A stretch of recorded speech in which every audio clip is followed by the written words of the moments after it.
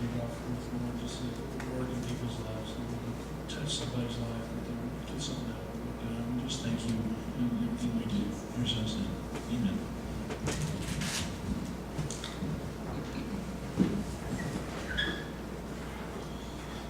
Unlike BJ, I don't move around a lot. Well, good morning. Thank you for being here. Now that you can turn me down just a little, hear myself ringing. Wow. Big group today. Last week, BJ noted that, that we have different styles of preaching here, and I'm very thankful for that. I am the sit-down, kind of monotone guy, so please bear with me. I'm not as loud as Pastor Michael, I'm not as moving as BJ, so I'll be a rest on your eyes and ears today. Hopefully not on your hearts.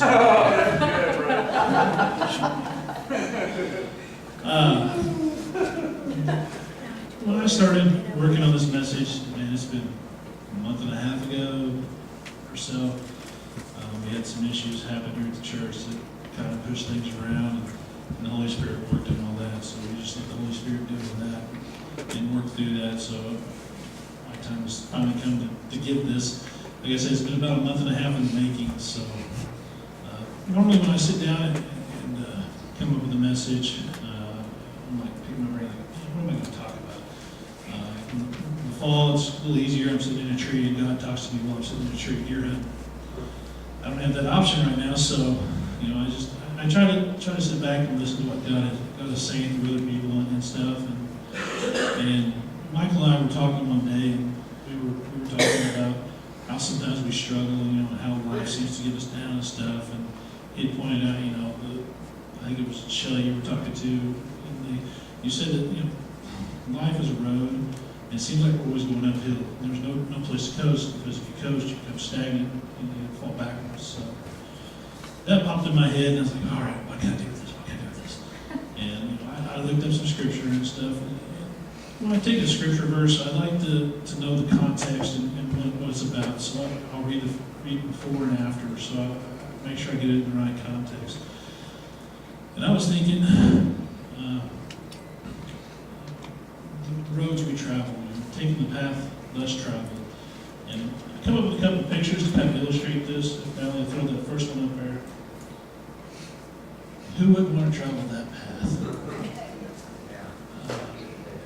I've been down a few paths that almost look like that, not quite, but they're pretty stinking close. And trust me, I'd love to be there. That's what I correlate the path of easiness. And now you throw up that next one. This is more like life. In preparing this, in my walk at least, I would assume other people walk the same way at times. Which path are we taking? The path, the less traveled is what I was going to entitle the message. But the more and more I got into it, the more and more I started reading, the longer everything got, the more God said, no, this is what needs to be added. So that's where I went with it. I'll be taking our scripture from Matthew 7, verses 1 through 14, and James 1, or 2 through 4. Basically, in Matthew chapter 7, this is the Sermon on the Mount. It starts out kind of in the middle toward the end, so I'll start with that. And in this, the entitlement of the first part of the chapter is judging others. Don't judge, or you too will be judged. For in the same way you judge others, you will be judged. And with a measure you use, it will be measured to you. Why do you not look at the speck of sawdust in your brother's eyes, and pay no attention to the plank in your own eye?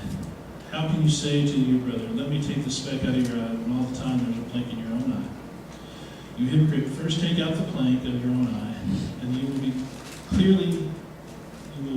see clearly to remove the speck from your brother's eye. Do not give dogs what is sacred, and do not throw your pearls to pigs. If you do, they may trample them under their feet and turn them into pieces. Ask and it will be given unto you. Seek and you will find. Knock, for the door will be open to you. For everyone who asks receives, the one who seeks finds, and to the one who knocks, the door will be open. Which of you, if your son asks for bread, give him a stone? Or if you ask for a fish, you would give him a snake? If you then, though you are evil, know how to give good gifts to your children, how much more will your Father in heaven give good gifts to those who ask him? So in everything, do to others as you would have them do unto you, for this is sums up the law and the prophets. And the next two verses is kind of where I originally started, so this is kind of where I want to focus on most, but we'll catch on some other stuff here. It says, enter through the narrow gate, for the wide is the gate and broad is the road that leads to destruction, and then enter through it. But small is the gate and narrow is the road that leads to life, and only few find it. Like I said, this was the basis where everything started. Talking about the road, it's always an uphill battle. With everything that's happening in the media right now, I'm sure everybody's aware there have been a couple shootings here of late. To judge on the facts that are at hand, my wife and I, we discussed at length, I think it was yesterday, or late Friday, we heard about the shootings and stuff, and it saddens us, that life is taken so recklessly. But to judge the officers in the process, we don't know all the facts. We don't know the circumstances that everything happened. Yes, they look very, very bad, and I'm sure they are very bad, but we don't know all the circumstances. I know with one of them that was in Minnesota, there was a lot of speculation of this and that. There's also been a report that that individual was involved in a robbery moments before that. So, judging each other, I worked in a convenience store for 17 years, 2 different convenience stores before I came here. Every night, I worked third shift, so that gives you the kind of people I dealt with every night, on the weekends especially. I would see a lot of people coming through my doors.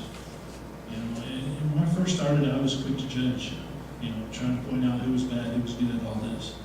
But through the years, I learned to take my time and just see people for who they were. When I first started, man, was I wrong about a lot of people? Just because of the way they looked, the way they dressed, the way they acted. I wrote them off already then there when they walked in the door. God worked with me for, like I said, 17 years on that. So I have a different perspective now than I did back then. Just seeing people in their normal environment and just being real with them, I was able to work through my issues. So I'm saying, every person that walks through these doors, we don't know the history or what they've been through. That's right. Our job is to sit here, accept them as they are and love on them. I know I harp on that a lot, loving on people, but that's what we're called to do. Moving through that, ask and it shall be given to you.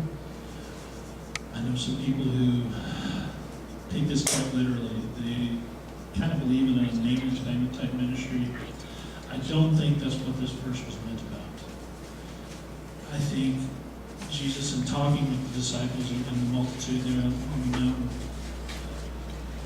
I think it was, today the church kind of takes it out of context. I think what he was meaning to do is, ask God and do your part, and things will be given unto you. If I sit back and say, God, give me a new car, and I just sit at home, what can I expect? I think it needs to be more like, God, please give me the opportunity to have the strength and the endurance to maybe work a few hours so I can save a little more money and then I might be able to get a new car, something like that. That's what I think is more intended for. God will bless those who, he blesses everybody, don't get me wrong there. But I believe the overall aspect of everything, you have to do your part. So often we take matters into our own hands. I'm a fix-it kind of guy. My wife will ask me, tell me something, and the first thing that goes off in my mind is, how can I fix And that's not what she wants. She wants me just to sit there and listen and agree. As humans, I think so often we take that step before God. We don't wait on Him to tell us what to do and how to do it. Like I said, it's with everything that's happening in the media, we're so quick to judge and so quick to try to fix stuff and just jump on a bandwagon. The past couple of weeks, we've taken the time on Wednesday nights to stop and smell the roses, per se. We've been able to take a step back and just wait and listen on God. And then at times in our busy and our microwave society that we live in, it's rough for us to do that. Because we're now type of people, especially with social media and fast food drive-thrus and stuff like that. Everything we want is now. Slow down. Like I said, talking with Michael, we discussed, everything seems like an uphill climb, and there's no coasting when you go uphill. It's always an uphill battle.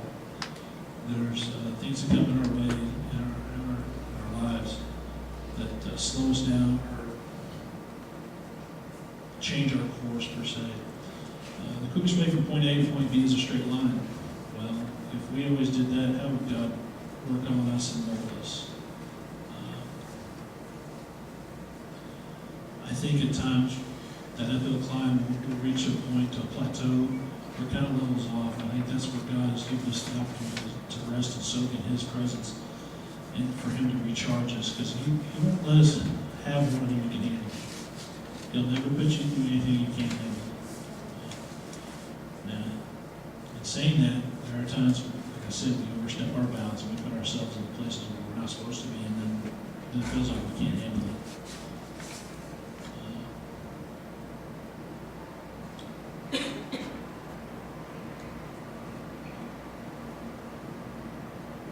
Detours in life, or whether it be in life or on a road, nobody likes those. And how we react to those truly shows our character. The attitude we have after that is a big part, I think. I work at McKee now, and there have been opportunities for me to advance into supervision, and this last time I thought, I was a shoo-in, and it didn't happen, and I was a little bitter at first about it, but I thought about it, thinking about it. They're in class right now. I've been going through that class, and so I'd be in the middle of the move, help my in-laws, or my sister-in-law and her husband move. How tired would I be? How effective would I be in that class? And the more I sit back and I realize, this is not the time for it.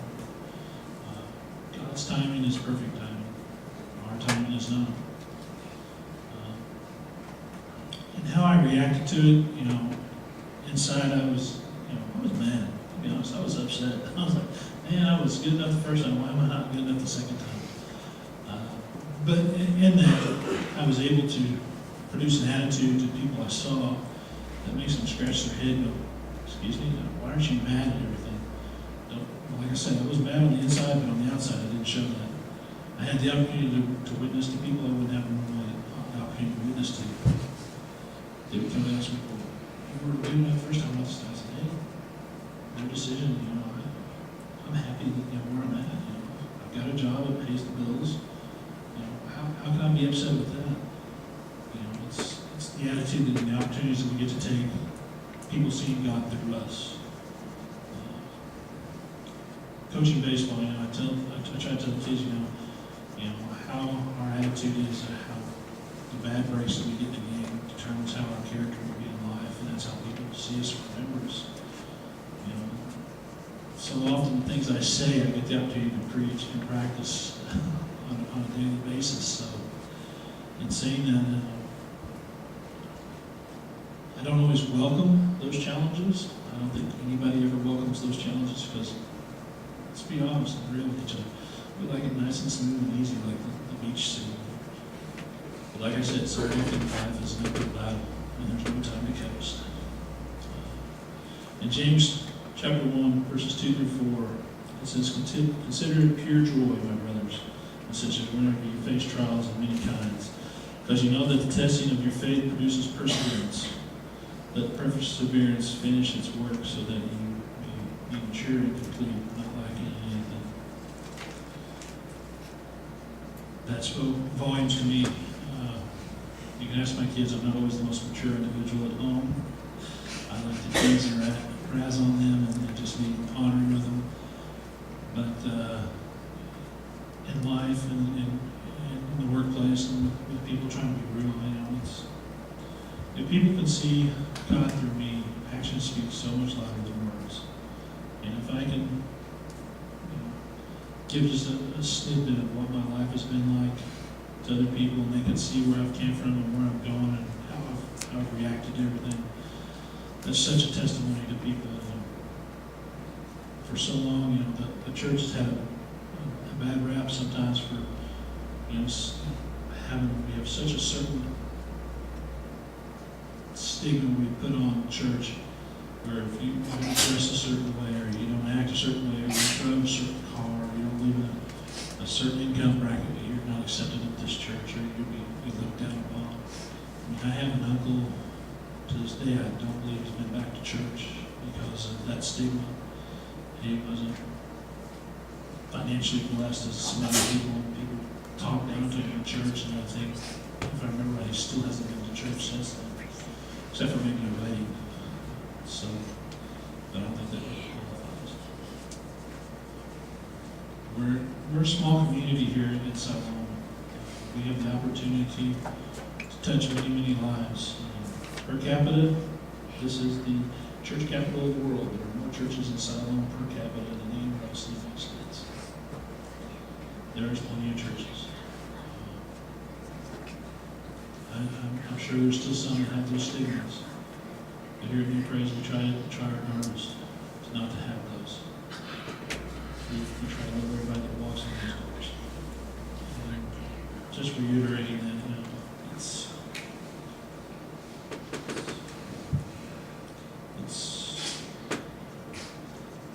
showing God through us. And I know I harp on that a lot, but it's something I'm still working on. And I'm sure some of us still need to work on it too. Like I said,